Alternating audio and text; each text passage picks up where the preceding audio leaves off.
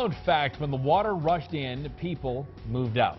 Hurricane Katrina chased away residents by the hundreds of thousands, and while many have returned in the decade since, the city's population is still down for both whites and African Americans. Not so, however, for a fast-growing demographic in our community. The Hispanic population in New Orleans took off after the storm, and the boom carries over to neighboring parishes as well. In fact, in Jefferson Parish, more than 13% of all residents are Latino, nearly double the percentage at the turn of the century. Nearly 10% of St. Bernard is Hispanic. Katrina didn't just change our landscape. As WDSU anchor Adriana Hopkins shows us, it changed who we are as a community, and the effects are here to stay 10 years forward.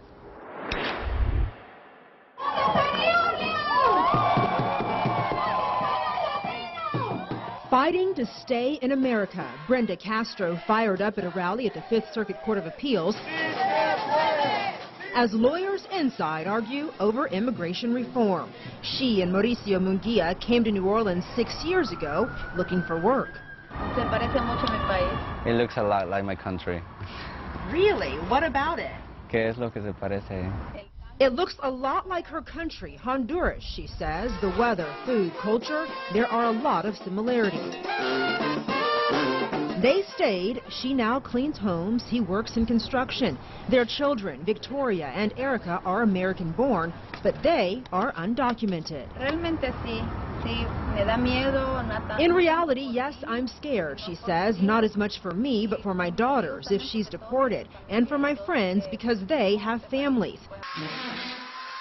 It is a fear for the thousands of undocumented immigrants from El Salvador, Nicaragua, Guatemala, Honduras, Mexico, the Dominican Republic, and Cuba. People who flocked to the metro after Hurricane Katrina and flooding devastated the city. 10 years ago, they came to help rebuild the city. They've assimilated into communities, bought homes, sent their children to school, planted roots. And now, 10 years after the storm, we are part of this city. We are helped to rebuild this city after the Hurricane Katrina. So we want to remind here, it's our city. They're fighting to stay. At the beginning, they were welcome because the workforce was needed. He says the hospitality wore off. ICE cracked down with various initiatives in New Orleans, one named Return to Sender, another, the Criminal Alien Removal Initiative. In March of 2006, the feds took about 40 people waiting to be picked up for work into custody. The roundups became more frequent. Once people here realized that people were not just here to work and they were like starting to establish themselves, and that's when the harassment started. The debate over immigration reform rages on. Brenda, her family, and thousands of other undocumented workers are caught in the middle with no clear path to citizenship.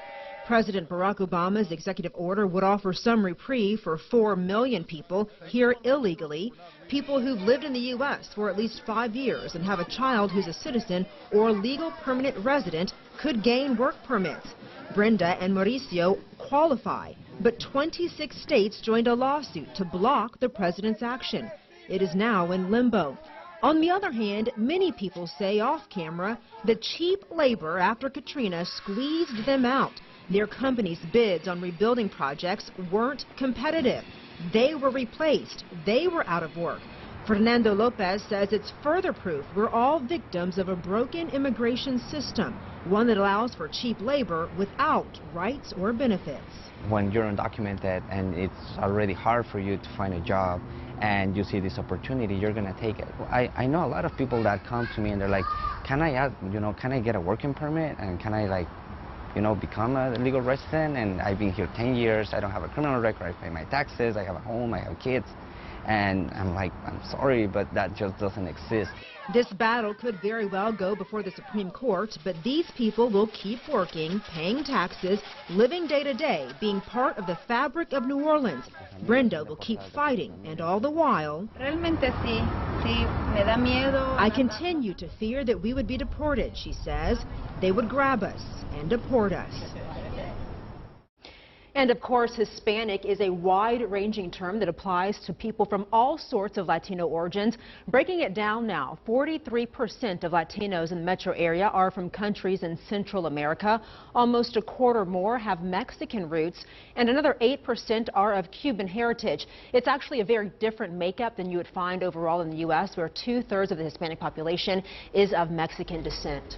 And Adriana, interesting point here. You know, this is a hot topic with politicians and things, people standing on this as part of their platform. Right. For the 2016 election, everybody has something to say. Everybody has a plan. And Brenda, Mauricio, Fernanda, they're all hoping that whoever comes out on top in 2016 will have a plan that works for them. Back to you all.